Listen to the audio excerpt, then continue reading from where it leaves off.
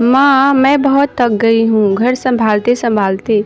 यहाँ मेरी थकान किसी को नज़र नहीं आती है। कुछ दिन आराम करना चाहती हूँ। सोच रही हूँ कि कुछ दिनों के लिए अपने मायके आ जाऊँ। आते हुए बच्चों को भी साथ ले आऊँगी। वे वहीं से स्कूल चले जाएंगे।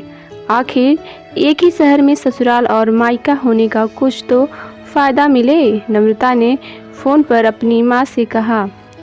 पार्वती जी ने दूसरी तरफ से कहा, हाँ बेटा, जब तेरी इच्छा हो आ जाना। आखिर ये भी तो तेरा घर है। ठीक है माँ, तो मैं कल ही आ जाऊंगी। नम्रता खुश हो बोली, हाँ बेटा, कल आ जाओ। मैं तुम्हारा इंतज़ार करूंगी। अभी मैं फ़ोन रखती हूँ, मुझे मंदिर भी जाना है। कमला जी ने फ़ोन रख दिया और सीधे किचन में गईं। किचन में खाना बना रही बहू से बोली, अरे अनुपमा, सुनो, कल तुम्हारी ननद आ रही है। आज बाजार जाकर फल सब्जी और मिठाइयाँ लेकर आना। बेचारी मेरी बेटी ससुराल में नौकरों की तरह काम करती है और उस पर कोई ध्यान ही नहीं देता।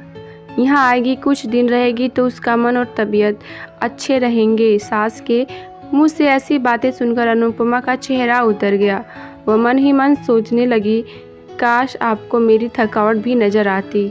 मैं भी दिन रात झाड़ू पोछा, बर्तन, खाना बनाना, मार्केट जाना और हर वह काम करती हूँ जिससे हमारे परिवार वालों को कोई दिक्कत ना हो। काश आप मुझ पर भी ध्यान दे पाती। आपकी बेटी तो जब मन में आता है तब यहाँ आ जाती हैं, लेकिन मैं साल में एक बार ही अपनी माँ के पास जाती हूँ, तब भी आपको प्रॉब्लम होती है। मैं भी इंसान हूँ, मेरा भी मन है। मुझे भी लगता है अपने माँ के पास जाकर थोड़ा आराम करूँ, सुख दुख की दो चार बातें करूँ, अपना मन हल्का करूँ। भगवान, अब तुम ही करो ताकि मेरी सास की आंखें खुले और मेरी थकावट भी नज़र आए। शाम तक भगवान ने जैसे अनुपमा की सुन ली और उसकी ननद का फ़ोन आया। ननद ने अपनी माँ से कहा कि उसकी सास ने उसे मायके आने के लिए मना कर दिया है, इसलिए इस बार वो नहीं आ सकती। पार्वती जी बोली, ऐसे कैसे मना कर दिया? पहले तो कभी वह तुम्हें आने के लिए नहीं रोकती थी। इस बार क्या हो गया? लाओ मेरी बात कराओ, उनसे मैं समझाती हूँ। नम्रता ने फ़ोन अपनी सास के पास दिया। पार्वती जी ने, नमस्कार समधन जी, आपसे कुछ कहना था। समधन जी ने कहा, कहिए। दरअसल नम्रता कल त्योहार है, इसलिए अपने मायके आना चाहती है। अगर आप उसे भेज दे तो अच्छा रहेगा। नम्रता की सास ने कहा, देखिए समधन जी, आपकी बेटी मायके जाकर रहे, इस बात के लिए हमें उससे कभी नहीं रोका और इस बात से हमें कोई प्रॉब्लम भी नहीं है। कुछ दिनों पहले मैं अपने रिश्तेदार के शादी में गई थी। वहाँ अपनी आपकी बहू अनुपमा की माताजी से मिलने का मौका मिला। उनसे गपशप करने के दौरान उनकी बातों से पता चला कि अनुपमा को साल में ये कई बार अपने मायके जाने को मिलता है और वह भी बहुत कम समय के लिए। मुझे लगता है आपको पहले अनुपमा को उसके मायके भेज देना चाहिए और जब वह मायके होकर आ जाएगी तो मैं नम्रता को आपके पास भेज दूँगी। एक बहुत ज़रूरी बात जो मुझे लगता है आपको समझ लेनी चाहिए कि आपको अपनी बहू को भी बेटी की तरह या बेटी से भी ज़्यादा प्यार देना चाहिए। उसे भी मायके जाने की इच्छा होगी। हो सकता है नम्रता के वहाँ आने से उसकी आवभगत करने के लिए आप उसे मायके नहीं भेजती होंगी या फिर वह आपसे कुछ कहने से अभी डरती हो।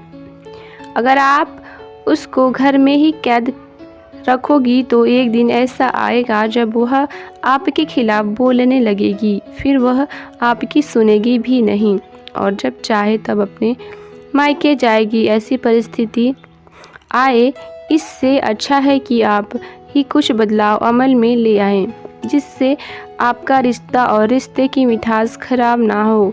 पार्वती को अपने समधन के हर शब्द में सच्चाई नजर आई। उन्होंने महसूस किया कि उन्होंने अपनी बेटी के प्यार में अंधे होकर कभी भी अपनी बहू के मन का विचार नहीं किया। उन्होंने हमेशा ही अपनी बेटी को अपने बहू से ऊपर रखा। दूसरी तरफ नम्रता भी अपनी भाभी के बारे में हो रही इस बातचीत को सुन रही थी। उसने भी रियलाइज किया कि वह कभी भी अपनी भाभी के साथ ठीक से बात नहीं करती और जब वह अपने मायके जाती है तो भाभी थोड़ा उदास रहती हैं। पार्वती जी ने अपनी बहू को बुलाया और उससे कहा कि अनुपमा कुछ दिनों के लिए नम्रता नहीं आने वाली है, इसलिए पहले तुम अपने मायके होकर आओ।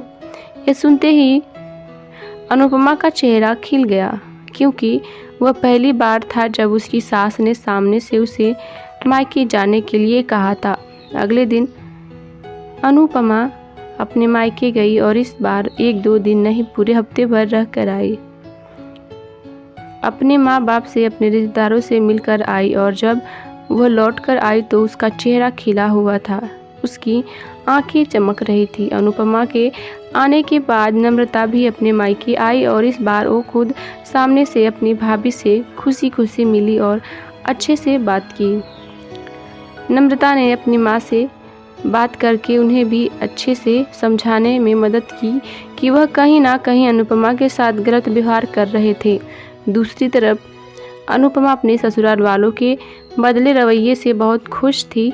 अब वह खुशी खुशी सबका ध्यान रखती और हर काम प्यार से करती। वह ध्यान रखती कि कोई भी ऐसी बात या काम ना करे जिससे घर में तनाव का माहौल पैदा हो।